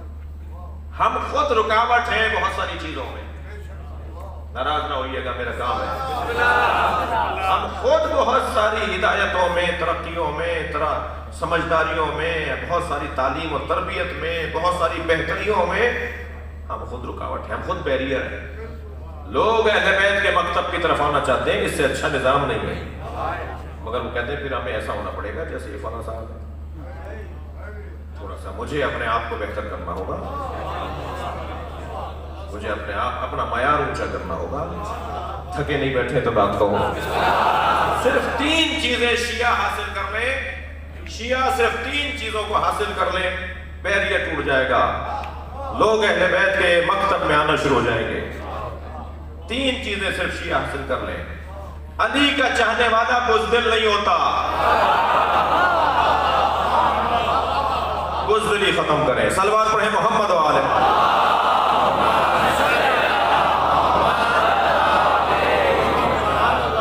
لہذا جن ممالک میں علی کے چاہنے والے بزدل نہیں ہیں وہاں کے حالات کچھ اور ہیں۔ وہ لبنان عراق ہو، وہ ایران ہو، جن ممالک میں علی کے چاہنے والے بزدل نہیں ہیں، مرد ہیں۔ کبھی غور کیا آپ نے؟ اتنی بڑی طاقت جسے اسرائیل کہتے ہیں، جس کے پیچھے امریکہ ہے، اس کی آنکھوں میں آنکھیں ڈال کر اگر کوئی بات کرتا ہے تو اسے حزب اللہ کہتے ہیں، اسے سید حسن نصر اللہ کہتے ہیں۔ تو آپ جا کے لبنان میں دیکھیے کیا کیفیت ہے۔ وہاں کے قانون کا حصہ ہے کہ وزیر اعظم شیعہ ہوگا، صدر شیعہ ہوگا۔ وہاں کے قانون کا حصہ ہے کہ آپ کو وہ حق دیا جائے گا جو آپ کا حق ہے۔ اور بڑی تعداد میں مسیحیوں سے پوچھئے، روڈ چلتے ہوئے مسیح سے پوچھئے کہ آپ شیعوں کو کیسا جانتے ہیں، فوراً تعریف کریں گے۔ یہ 32 دن کی جنگ میں پورے لبنان کو ادھیڑ کر رکھ دیا تھا، سارے پل گرا دیے تھے، بڑی بڑی عمارتیں گرا دی تھی، 1 سال کے اندر دوبارہ اس سے بہتر ملک بنا دیا۔ اور وہ پیسہ سارا حزب اللہ نے خرچ کیا۔ میں کوئی سیاسی باتیں نہیں کر رہا ہوں، یہ روشن مثالیں ہیں، آج تو الحمدللہ کوئی بات چھپی بھی نہیں ہے۔ علی کا چاہنے والا 3 کمزوریاں دور کر لے۔ میں پاکستانی شیعوں سے بات کر رہا ہوں۔ علی کا چاہنے والا، بھائی مجلس تو میں علی پیلس میں پڑھ رہا ہوں، مگر مجلس علی پیلس کے لیے نہیں پڑھ رہا۔ مظفر آباد کے لوگ بھی سن رہے ہیں، پوری دنیا میں لوگ سن رہے ہیں، پاکستانی شیعوں سے خاص طور پر مخاطب ہوں۔ پہلی بات یہ کہ اپنی بزدلی کو ختم کریں، مرد بن کر دکھائیں، بہادری دکھائیں۔ یہ جو سانس میرے اندر گیا ہے نا، نہیں پتہ باہر بھی آئے گا نہیں آئے گا، تو میں اپنے 21واں گریڈ بچانے کے لیے ہاتھ کیوں مانگتا ہوں؟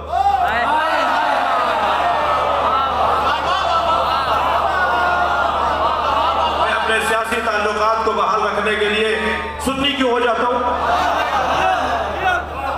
اتنی بھی جرأت نہیں ہے علی کا نام لینے میں، اتنا بھی حوصلہ نہیں ہے کہ بتاؤ کہ تم اہل بیت کے چاہنے والے اور ان کے فکر پر عمل کرتے ہو۔ جب یہ بزدلی ہوگی تو پھر کیسے ترقی ہوگی بھائی؟ کیسے قوم آگے بڑھے گی؟ مجھے اس سنی سے بڑا پیار ہے، سنی بھائی سنیں، اور شیعہ بھائیوں سے بھی کہہ رہا ہوں، مجھے اس سنی سے بڑا پیار ہے جو لاکھوں شیعوں میں کربلا میں اور مشہد میں ہاتھ باندھ کے نماز پڑھ رہا ہوتا ہے۔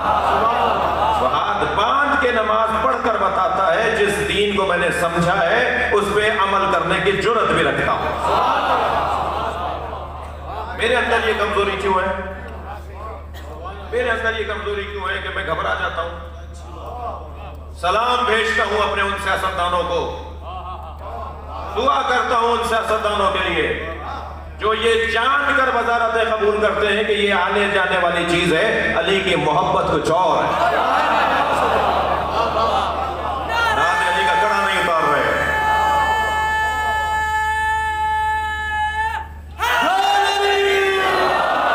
نعت علی کا کڑا نہیں اتار رہے، درود پڑھ کر بات شروع کرتے ہیں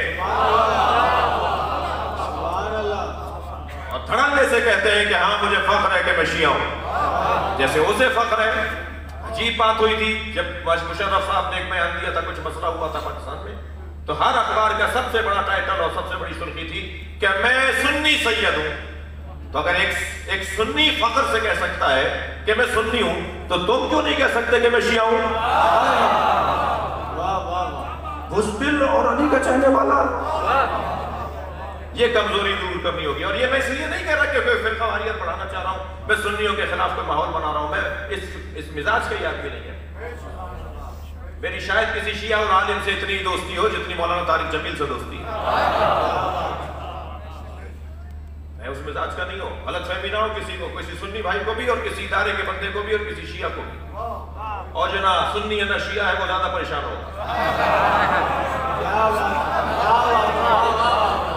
ایک صاحب کہنے لگے یہ کون سے ہوتے ہیں بھائی، یا سنی ہے یا شیعہ، یہ کون سے؟ میں نے کہا نہیں، کچھ ہیں جو نہ سنی ہے نہ شیعہ ہے، سنی ہے۔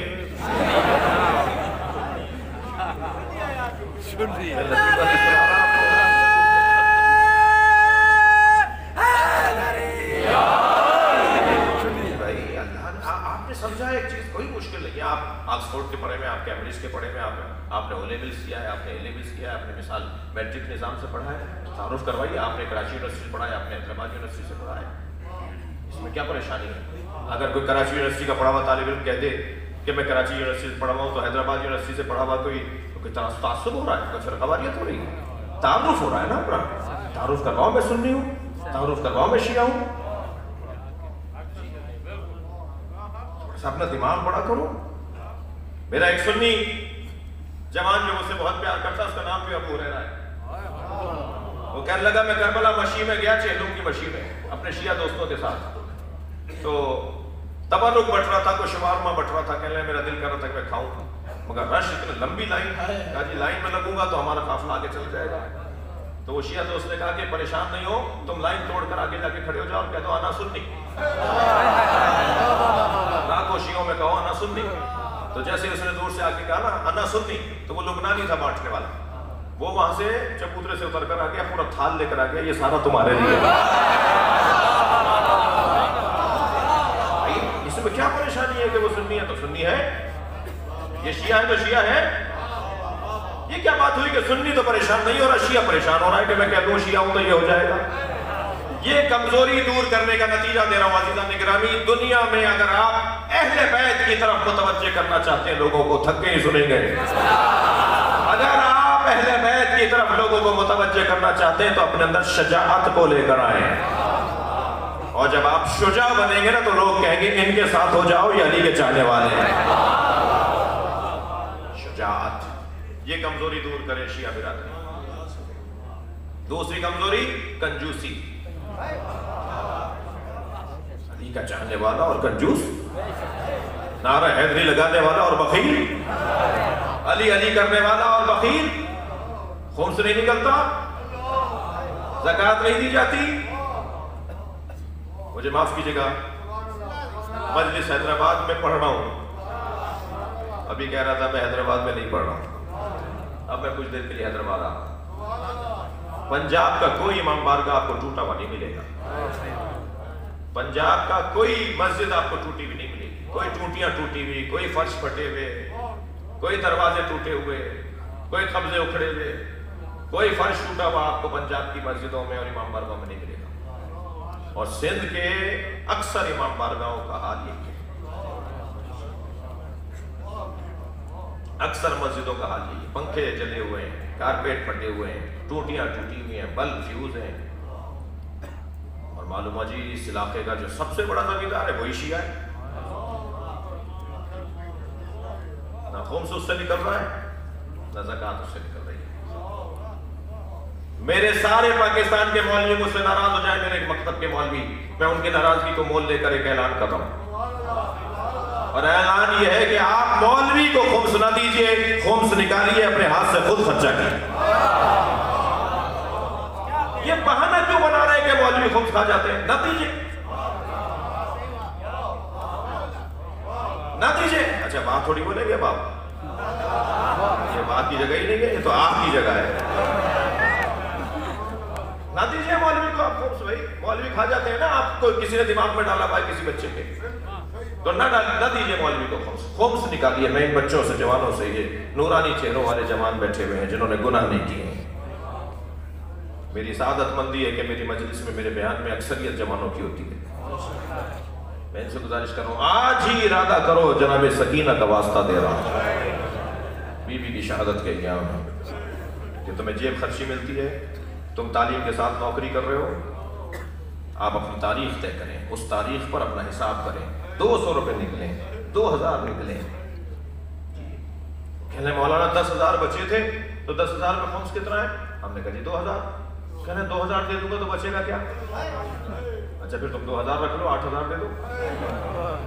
2000 نکالتے ہیں، بچے گا کیا؟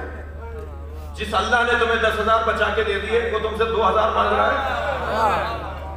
وہ 2000 اپنے ہاتھ سے اپنے علاقے کی مسجد پہ خرچ کر دو، اپنے ہاتھ سے اپنے علاقے کے امام بارگاہ پہ خرچ کر دو. علاقے میں اگر مدرسہ ہے تو اس میں کچھ پیسے ڈلوا دو، کچھ چیز ڈلوا دو، کوئی راشن ڈلوا دو. کنجوس اور علی کا چاہنے والا. میں تو کہتا ہوں سب سے آگے نکل جائے گا سندھ پورے پاکستان میں.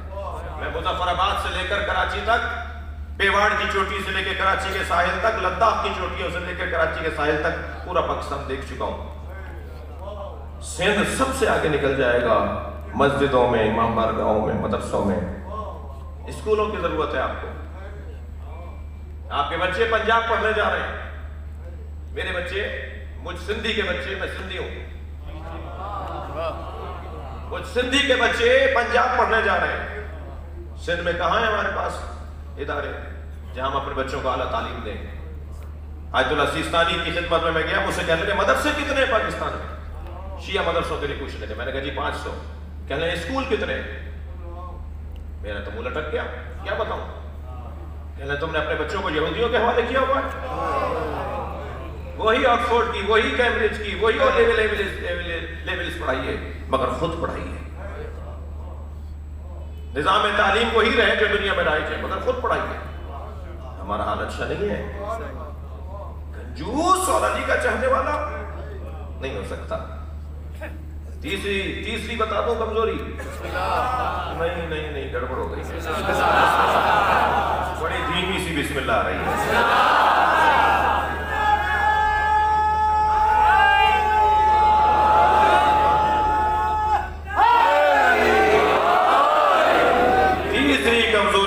قوم کے اندر ہے عزیزان گرامی, وہ ہے تنگ نظری. تنگ نظری ختم کریں. نہ لسانی بنیاد پہ تنگ نظری اور نہ ہی مذہبی بنیاد پہ تنگ نظری. انسانیت کو اولویت دیں. جتنا میں انسانیت کو اولویت دوں گا, علی کا قرب بڑھنے لگے گا. ایک یہودی عورت کو پٹتے ہوئے دیکھا تھا علی نے, میرے مولا کا کھانا پانی اٹھ گیا. انسانیت. سنی ہے, میرا بھائی ہے, انسان ہونے. مولا علی فرما رہے مالک, میں جہاں تمہیں گورنر بنا کر بھیج رہا ہوں, وہاں تمہارے 2 بھائی ہیں. اما اخ لک فی الدین, یا تمہارا دین میں بھائی ہے یا انسان ہونے میں بھائی. خبردار, دین میں جو بھائی ہو اس کو ترجیح نہ دے دینا انسان ہونے والے بھائی پر. دونوں کا پیٹ ایک ہی ہے, دونوں کی ضرورتیں ایک ہی ہیں, دونوں کے مسائل ایک جیسے ہیں, دونوں کی پریشانیاں ایک جیسی ہیں. یہ 2 بھائی ہیں تمہارے. 2 بھائی کہہ کر کم سے کم دینداروں کو میرے مولا نے فضیلت عطا کی ہے, لیکن ترجیح بلا مرجع نہیں, ترجیح انسانیت کو مد نظر رکھتے ہوئے. یہ تمہارا انسان ہونے میں بھائی ہے. سنی ہے کوئی بات نہیں, دیوبندی ہے کوئی بات نہیں, بریلوی ہے کوئی بات نہیں, ہمارا ہے, ہماری جان ہے. فلاحی ادارے بنائیں گے, اس میں ہم یہ نہیں سوچیں گے کہ یہاں علاج کروانے شیعہ آئے گا. اسکول بنائیں گے, یہ نہیں سوچیں گے کہ شیعوں کے لیے اسکول بن رہا ہے. نہیں, سب کی خدمت. کربلا کمال انسانیت کی سرزمین کو کہا جاتا ہے. مولا نے چند مسیحیوں کو بلا لیا. کبھی غور فرمایا کہ چرچوں میں امام حسین, چرچ میں مسیحیوں کے مراکز میں امام حسین کا نوحہ کیوں پڑھا جاتا ہے؟ اس کی ایک بڑی وجہ ہے, کربلا کے شہیدوں میں ایک مسیحی خاندان کا بھی ہے. کبھی غور فرمایا سنی غیر شیعہ بھی امام حسین کی عزاداری کیوں مناتے ہیں؟ کربلا میں زہیر خین, مسلم ابن اوسجا, یہ جو جتنی شخصیات, ان میں کئی شخصیات ایسی ہیں جو شیعہ نہیں تھے. یعنی اس وقت کے جو شیعہ کہلاتے تھے وہ بھی نہیں تھے. جو اس وقت میں شیعہ کی تعریف تھی وہ بھی نہیں تھے. وہ عثمانی العقیدہ تھے. کیوں امام حسین پر ہر شخص جمع ہونے کو تیار ہے, آنے کو تیار ہے. امام حسین کے نام پہ مجمع کیوں لگنے کو تیار ہے؟ اس لیے کہ حسین نے انسانیت کی بنیاد پر. کربلا اقدار کی جنگ ہے, اقتدار کی جنگ نہیں ہے. تہذیب کی جنگ ہے, انسانیت کے فروغ کی جنگ ہے. 3 چیزوں کو دور کرنا ہے, کنجوسی کو, بزدلی کو اور تنگ نظری کو. ہمارے عزیز ہیں, ہمارے بھائی ہیں, بات کریں گے, گفتگو کریں گے, پیار سے بولیں گے, آرام سے بولیں گے. اور جب ہم ایک دوسرے سے قریب ہوں گے, یا وہ مجھے منوا دے گا یا میں اس کی مان لوں گا. بس یہ ہوگا, یہ زیادہ سے زیادہ یہ ہوگا. اور ہمیں کربلا والوں سے یہی پیغام ملتا ہے. یہ بات ہی نہیں کی امام حسین نے کہ تم میرے بابا کو پہلا خلیفہ مانتے ہو یا چوتھا. فرمایا میرے نانا نے تمہارا نام مجھے شہیدوں میں دیا ہے. زہیر خین بار بار پوچھ رہے تھے مولا عباس سے, زہیر کا پتہ لگاؤ, زہیر کہاں ہے, زہیر کہاں ہے. معلوم ہوا کہ زہیر مکے کے سفر پر ہیں. وہ مکے آ رہے تھے, حسین مکے سے جا رہے تھے. کہ سامنے سے قافلہ آتے ہوئے دیکھا، پوچھا کون ہے؟ کہا حسین کا قافلہ ہے۔ کہا رستہ بدل دو۔ زہیر قین نے کہا رستہ بدل دو، اپنے غلام سے کہا رستہ بدل دو۔ چند سواریوں پر تھے، رستہ بدل دیا۔ امام کو آ کے جناب عباس نے فرمایا وہ جو رستہ بدل کے جا رہے ہیں وہ زہیر ہیں۔ فرمایا اپنے قافلے کو روک دو، اور جب قافلہ رک گیا تو فرمایا جاؤ زہیر سے جا کے کہو کہ حسین بلا رہے ہیں۔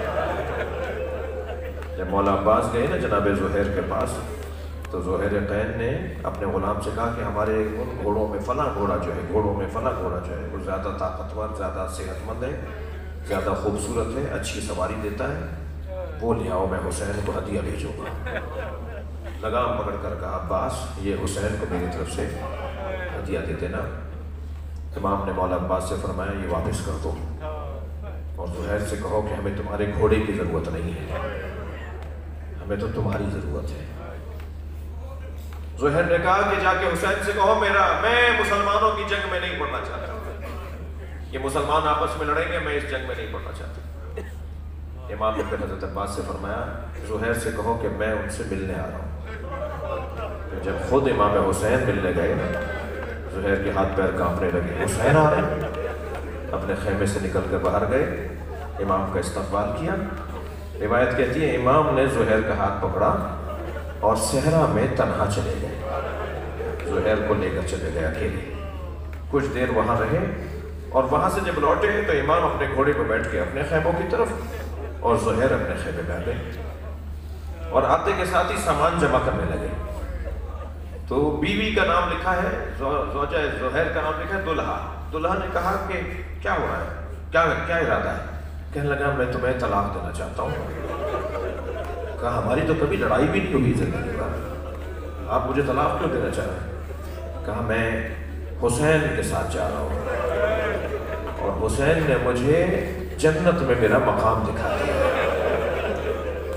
اور حسین کے نانا رسول نے میرا نام حسین کو لکھ کر دیا ہے کہ کون کون کربلا میں شہید ہوگا اس میں ایک نام زہیر کا ہے، لہٰذا میں تو بڑا قسمت والا ہوں، اور میں اگر تمہیں طلاق نہیں دوں گا تو عدت وفات لمبی ہوتی ہے، طلاق کی عدت کم ہوتی ہے، جلدی تم میری نسبت سے دور ہو جاؤ گی۔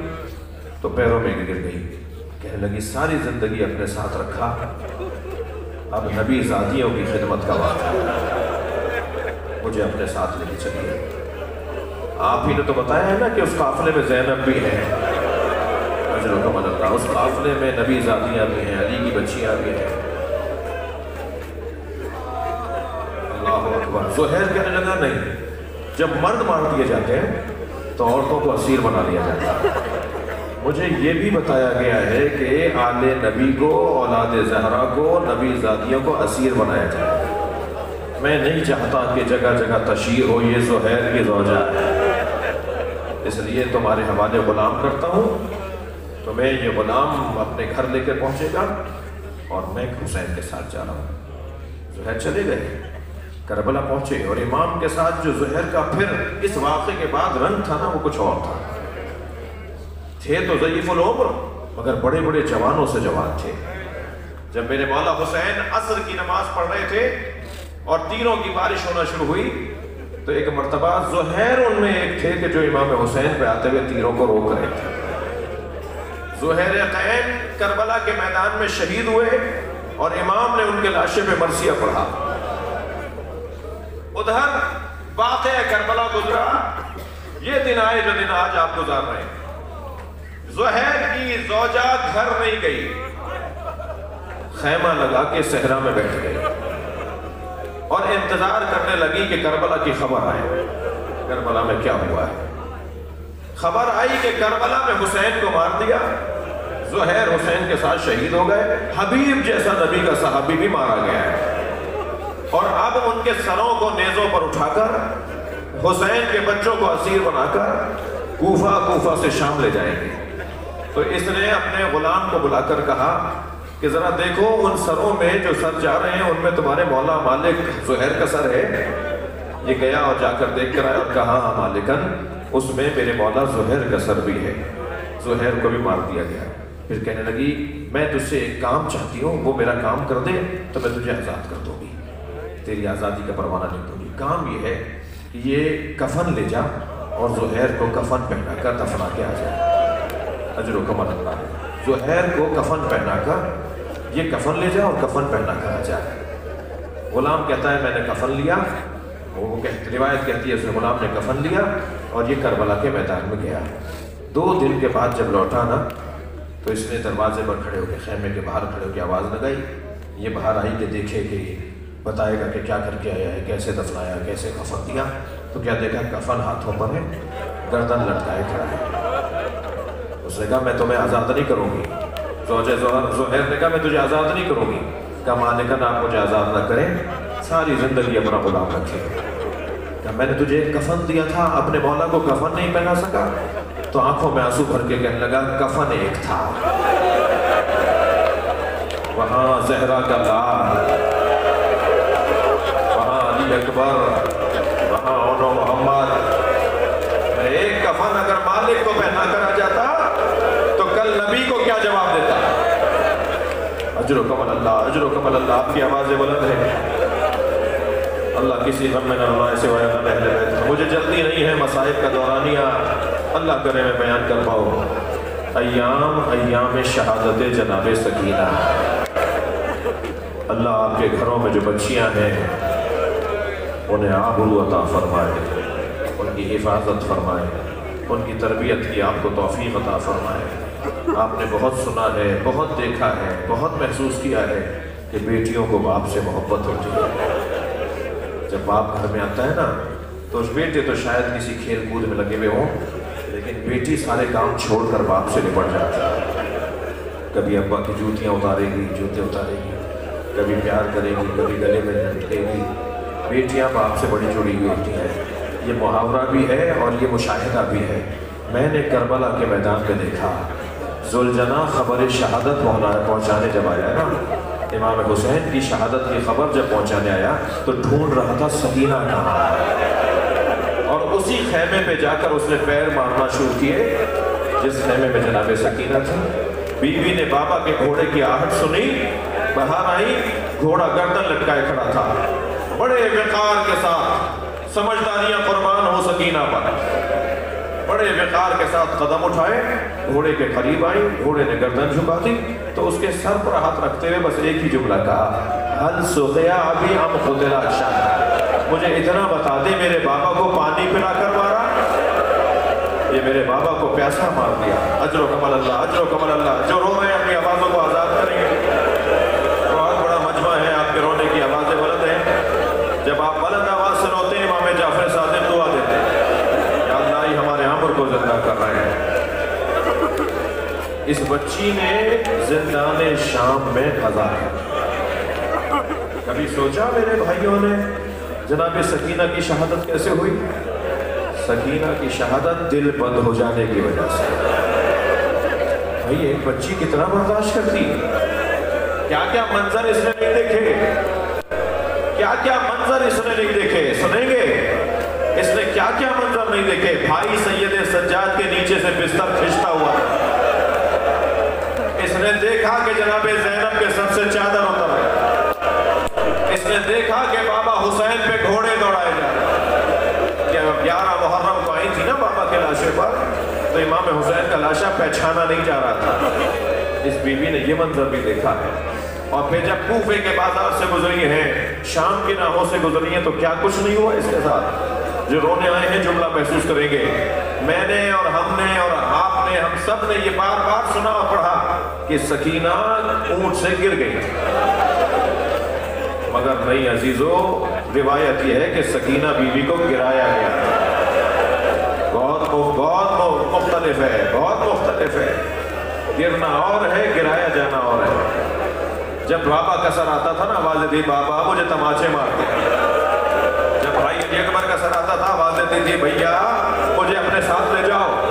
اور جب بیوی فریادیں کرتی تھی پورا قافلہ روتا تھا، ساری بیویوں کی فریادیں بلند ہو جاتی تھی۔ ایک ظالم نے دوسرے ظالم سے کہا کہ کیا کریں اس بچی کا رونا مت ہو جائے، تو اس نے کہا اس کا اونٹ آخر میں لے آؤ، میں اسے اونٹ سے گرا دوں گا، تم قافلہ آگے بڑھا دینا۔ سنیں گے عزیزارو، بیوی کو اونٹ سے گرا دیا گیا، काफिला आगे बढ़ा, बीवी पीछे पीछे दौड़ती हुई आ रही है। भैया ज़ैनुल आबिदीन में गिर गई, फूफी अम्मा ज़ैनब में गिर गई, सरे हुसैन ने गिरिया करना शुरू किया। जनाब ज़ैनब ने अपने भाई को रोते हुए देखा, आवाज देकर कहा, भाई हुसैन तुम्हें किसने रुलाया? फरमाया मेरी सकीना गिर गई। जनाब ज़ैनब ने ये सुना तो खुद को ऊंट से गिरा दिया और उस जानिब गई है जहां से काफिला आ रहा था और आवाजें देती जा रही है, सकीना कहाँ हो, सकीना कहाँ हो? क्या देखा? एक दरख्त के साए में एक बुर्का पोश बीबी, एक काले बुर्के में बीबी, बीबी सकीना को गोद में लिए बैठी है और सकीना उस गोद में सो भी गई। जनाब ज़ैनब को दो ताज्जुब हुए, थकेंगे नहीं जिन्हें रोना था। बीबी ज़ैनब को दो ताज्जुब हुए। एक ताज्जुब तो ये हुआ कि ये कौन है जो हम पे रहम कर रहा है, हम पे तो कोई रहम नहीं खाता। दूसरा ताज्जुब ये हुआ, सकीना इनकी गोद में सो कैसे गई? जब काफिला रुकता था, रस्सियां खोली जाती थी, जनाब रबाब बढ़ के कहती थी मेरी गोद में आ जाओ, तो सकीना कहती थी मुझे बाबा के पास जाना है। जनाब ज़ैनब कहती थी मेरी आगोश में आ जाओ, तो फरमाती थी मुझे तो बाबा के पास जाना है। ये तो ना फूफी की गोद में आती है ना माँ की गोद में आती है, ये कौन सी गोदी है जिसमें सकीना सो गई? तो करीब जाके बैठी और कहने लगी, बीबी मैं फातिमा की बेटी ज़ैनब, मैं जन्नत की बशारत तुम्हें देती हूँ, मैं तुम्हारी शिफाअत का इजहार और ऐलान और इकरार करती हूँ, बस हमें इतना बता दो कि ये बच्ची तुम्हारी गोद में सोई कैसी है? ये मेरे भाई की बच्ची सकीना है।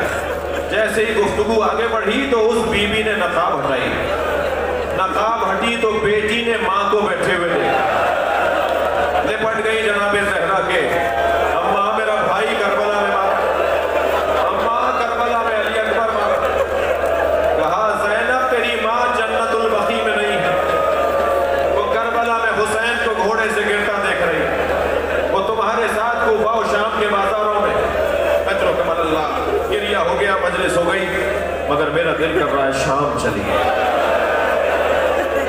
अल्लाह आपको जनाब सकीना की कब्र की ज़ियारत का शरफ अता करे। अल्लाह आपको बीवी की कब्र पर ले जाए।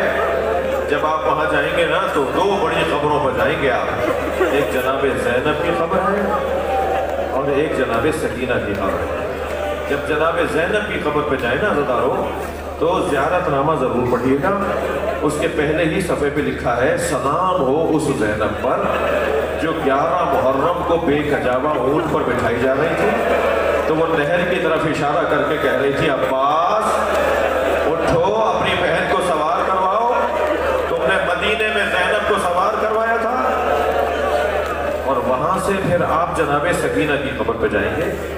जब सकीना बीवी की कब्र जाली से देखे ना तो ज़रा गौर से देखिएगा, आज भी अरब देहात की औरतें खिलौने ला के डालती हैं और एक नौहा पड़ती है, तुम्हारी फूफी से वादा किया था हम तुम्हारी कब्र पे आते रहेंगे, अजर कमल अल्लाह, अजर कमल अल्लाह। आवाज़ें बुलंद हैं, अल्लाह आपको अजर सवाब अता फरमाए।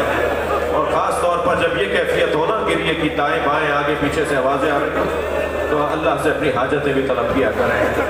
या अल्लाह हम हुसैन का दामन लेकर आए, हम में सब कुछ ना कुछ हाजत रखने वाले लोग हैं, हम सब फकीर लोग बैठे हुए हैं, अजर कमल अल्लाह।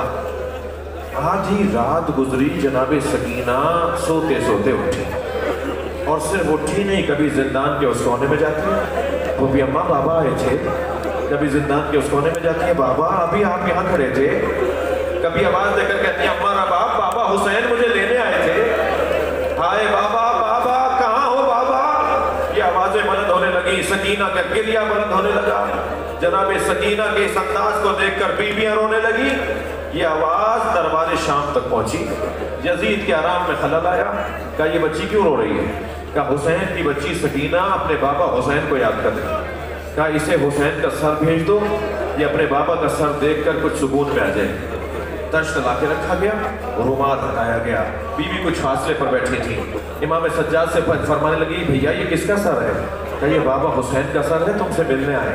तो सुनेंगे वहां से उठ तो गई मगर कई मरतबा जमीन पर गिरी और बाबा के सर के करीब आई और बाबा का सर अपने हाथों में लिया और चेहरे को देखकर कहने लगी, बाबा ये आपके रुखसारों पे किसका खून है? बाबा ये आपकी रगें किसने काटी? बाबा ये आपकी पेशानी पे किसने पत्थर मारा?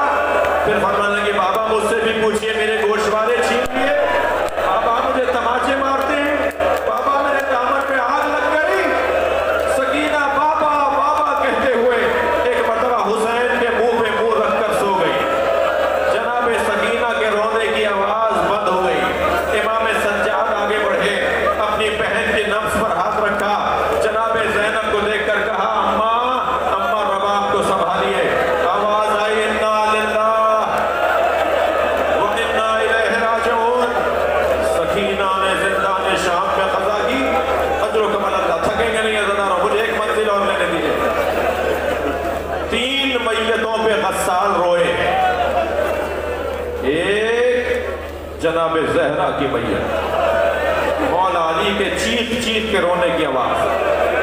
جب سلمان نے پوچھا مولا آپ ایسے کیوں رو رہے تھے؟ کہا میں نے جب فاطمہ کو غسل دینا شروع کیا تو سیدہ کی 2 پسلیاں ٹوٹی ہوئی۔ مولا علی روئے ہیں جناب زہرا کے جنازے پر۔ دوسرا جنازہ سنیں گے، امام سجاد کے جنازے پہ امام باقر روئے، فرمایا میرے بابا کے بدن پر اب بھی نشانات۔ اور یہ تیسرا جنازہ سن لیجئے، وہ جناب سکینہ کا جنازہ۔ جب غسالہ غسل دینے کے لیے آئی نا، بلائی گئی تو وہ روتی بھی باہر آئی اور امام سجاد کے سامنے بیٹھ کر کہنے لگی، بس آخری جملہ، بہت رو لی ہے، بڑا گریہ ہو گیا۔ امام سجاد کے سامنے آ کر بیٹھی اور کہنے لگی اے اسیر زندان، تمہاری بہن کو کیا بیماری تھی؟ امام نے فرمایا میری بہن کو کوئی بیماری نہیں تھی، کہ میں نے کرتا علیحدہ کیا تو بدن پہ نیلے نشان۔ امام نے فرمایا تازیانوں کے نشان، یہ سکینہ کے بدن پر شیمت کے تازیانوں۔ اللہ لعنت اللہ